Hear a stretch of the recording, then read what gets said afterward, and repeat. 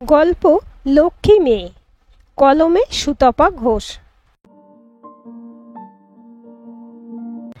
লক্ষ্মীমন্ত মেয়ে বলতে যা বোঝায়, রিঙ্কি কোনো কালেই তার ধারকাছ দিয়ে যায় না।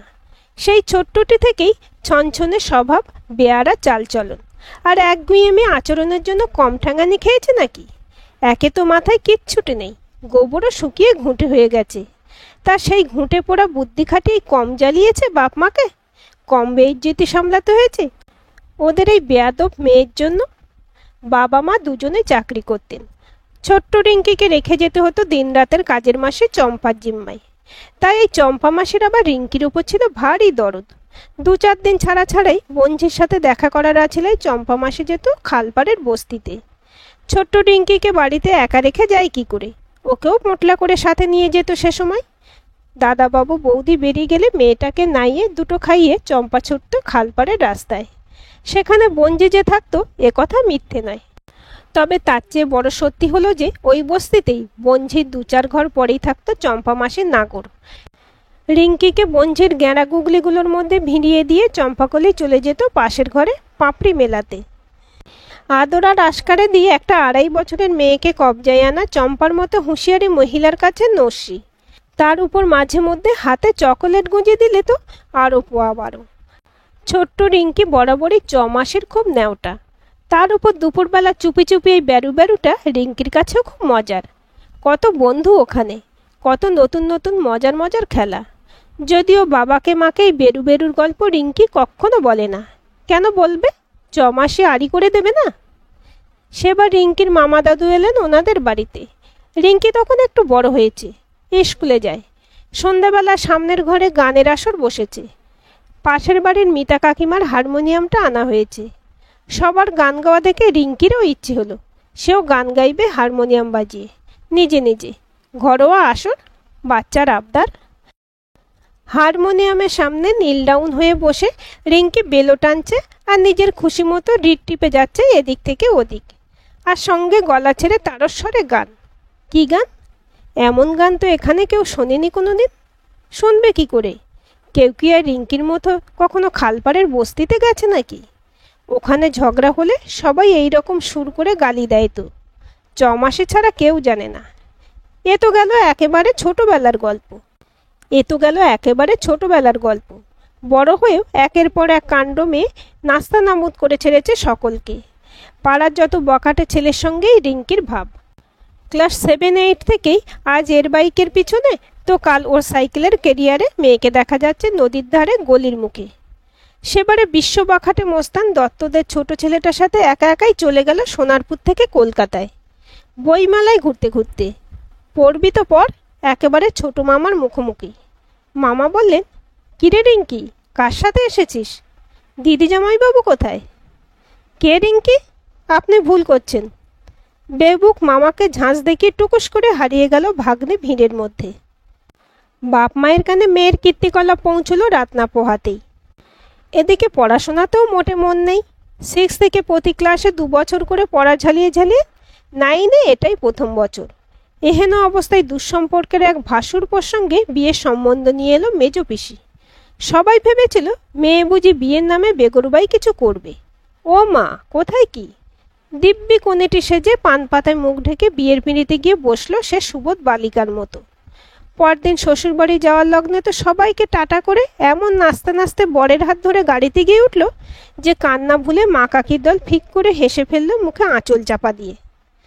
যত্রতত্র উড়ে বেড়ানো বুনো পাখিটাকে সোনার শিকলে চাকচিক্য দেখিয়ে ভোলানো গেল বেশ সহজেই। ডানা ঝাপটানো বন্ধ করে শ্বশুর করে গিয়ে ঢুকলো পরিপাটি খাঁচার ভিতর। খাঁচাটাও যে জম্পেশ এ কথা স্বীকার করতেই হয়। দানা পানির অভাব তো নেই, তার উপর শ্বশুরবাড়ির মাত্রাতিরিক্ত আদরে সোহাগে বনেরটি এখন ঘরের তোতা পাখিটি। ভালো ঘরে ভালো বরে মেয়েকে দিতে পেরে রিঙ্কির বাবা মার মনে এখন নিশ্চিন্তি। সারাক্ষণ কাঁটা হয়ে থাকতে হতো আগে কি কাণ্ড ঘটিয়ে বসে মেয়েটা। সারাদিন ঘরে একা থাকে, আবার বলা নেই কওয়া নেই ধেই ধেই করে যাত্রার সঙ্গে যেখানে সেখানে নেচে বেড়াচ্ছে। ভগবান মুখ তুলে চেয়েছেন, নইলে অমন মেয়ের অত ভালো বিয়ে হয়? শাশুড়ি মা তো রিঙ্কিকে চোখে হারান। ওনার আশকারাতেই বিয়ের পরেও মেয়েটা শোধরালো না এতটুকু। সেই অনর্গল কথা, আর কথার মাঝে খিলখিল করে হেসে গড়িয়ে পড়া। রিঙ্কি এখন ওর গোমরামুখো শ্বশুরকেও রোজ হাসাচ্ছে, নাচাচ্ছে। এবার বাড়ির দরজা জানালার মুখেও বল ফোটাবো দেখো। শাশুড়ি মায়ের মুখে একগাল প্রশ্রয়। সরল সাদাসিধে প্রাণোচ্ছল মিশুকে বউটাকে ভালোবাসে সবাই। সেই রিঙ্কি হঠাৎ কেমন যেন পাল্টে গেছে ইদানিং। আগের মতো কলকল করে কথা কয় না, মুখে হাসি নেই। কি হলো মেয়েটার? খাওয়া দাওয়াও করছে না ঠিক করে, শুকিয়ে যাচ্ছে দিন দিন। তবে কি রিপোর্ট পজিটিভ। খুশি আর বাঁধ মানে না হবু বাবার। একান্তে বউকে পেয়ে সবটুকু খুশি উজাড় করে দিল সুমন রিঙ্কির শুকনো ঠোঁটে। রাতের বেলা পাশাপাশি শুয়ে রিঙ্কির আঙুলগুলো নিয়ে খেলা করতে করতে সুমন হাসছে। কাল ছিল ডাল খালি, আজ ফুলে যায় ভরে। বল দেখি তুই মালি, হয় সে কেমন করে? পাশ ফিরল সুমন। কি করে হলো বলো তো রিনরিন? হিসেবে কিছু ভুল হলো নাকি? কেঁপে উঠল রিঙ্কির বুক। ভুলই তো, ভয়ঙ্কর রকমের ভুল। কি করে বলবে এ কথা মুখ ফুটে সুমনকে? যদি বলে কি হবে তখন? সাজানো সংসার তো ঝুরঝুর করে ভেঙে পড়বে তাসের ঘরের মতো। না না, রিঙ্কি পারবে না, কিছুতেই পারবে না। সেদিন বাড়িতে কেউ ছিল না। মামাতো দেওর বাবুয়া হঠাৎ এসে হাজির।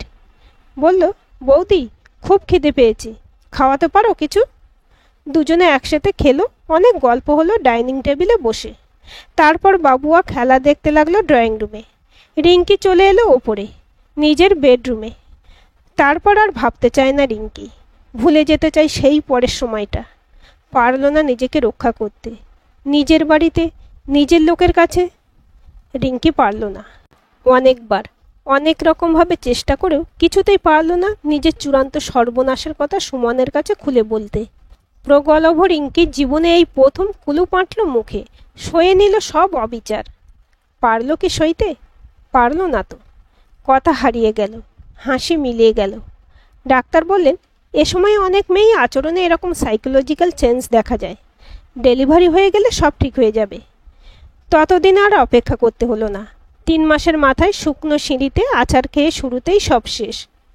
সকলের মন খারাপ, বাড়িটা সারাদিন থমথম করে। এ বাড়িতে খুশি আসি আসি করেও মুখ ঘুরিয়ে চলে গেছে দোরগোড়া থেকে। কাছের মানুষজন যারা অনাগত সুসংবাদ এবং আগত দুঃসংবাদের খবর পেয়েছেন, অযাচিতভাবে এসে রিঙ্কিকে যে যার মতো করে সমবেদনা সুপরামর্শ দিয়ে গেছেন। সবারই মোটের উপর এক কথা, মন খারাপ করো না, সাবধানে থাকো, সুদিন আবার আসবে। বাড়ি ফিরে এরাই আবার নিজেদের মধ্যে আলোচনা করতে ছাড়েননি। কি জানি বাপু, এত বড় একটা ক্ষতি হয়ে গেল, বউটার চোখে মুখে শোকতাপের কোনো ছাপ নেই মোটে। রিঙ্কির শাশুড়ির কানেও এ আভাস আসে। তাছাড়া উনি তো আর অন্ধ নন, নিজের চোখেই দেখেছেন দিন রাত বৌমার ওঠা বসা।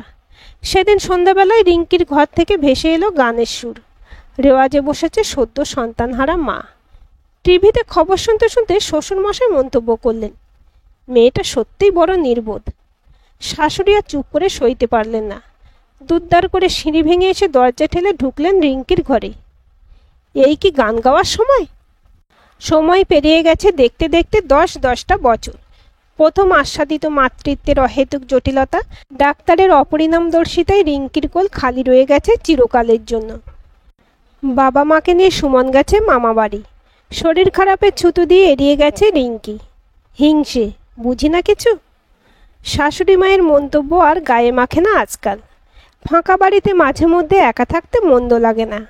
প্রতিদিনের অভ্যস্ত জীবন থেকে খানিক অন্যভাবে নিজেকে খুঁজে নেওয়া যায় এমন একটা হঠাৎ পাওয়া দিনে। সকলের তালে তাল না মিলিয়ে বেশ আপন ছন্দে নিজের সঙ্গে দিব্য কাটিয়ে দেওয়া যায় একটা ইচ্ছে খুশির দিন। আজকের দিনটা এমনই এক পড়ে পাওয়া 14 আনা, কিন্তু কিছুতেই মনোবিনায় বাঁধা যাচ্ছে না তার।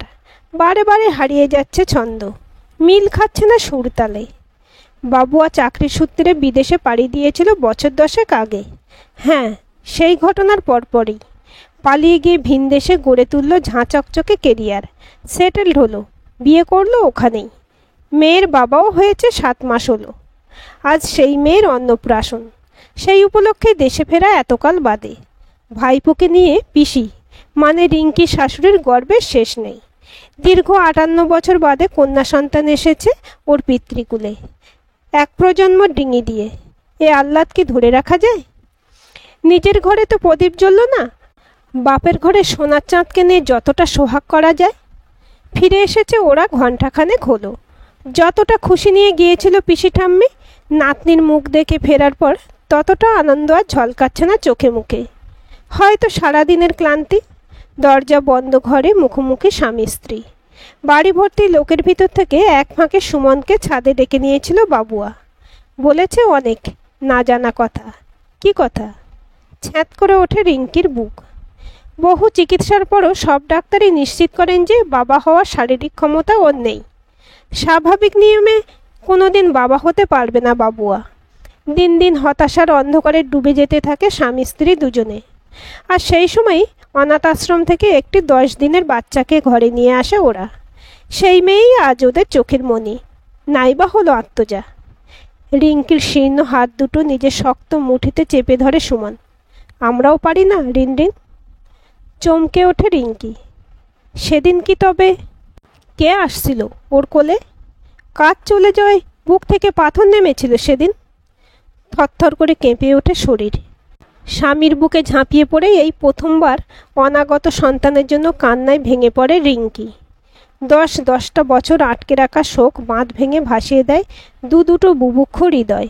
আবাহনী সুরের সঙ্গে মিলে যায় বিসর্জনের ঢাকের বাজনা। আজকের এই গল্পটি আপনাদের কেমন লাগলো কমেন্ট করে জানাবেন। ভালো লাগলে অবশ্যই একটা লাইক দেবেন আর চ্যানেলটি সাবস্ক্রাইব করে সাথে থাকবেন।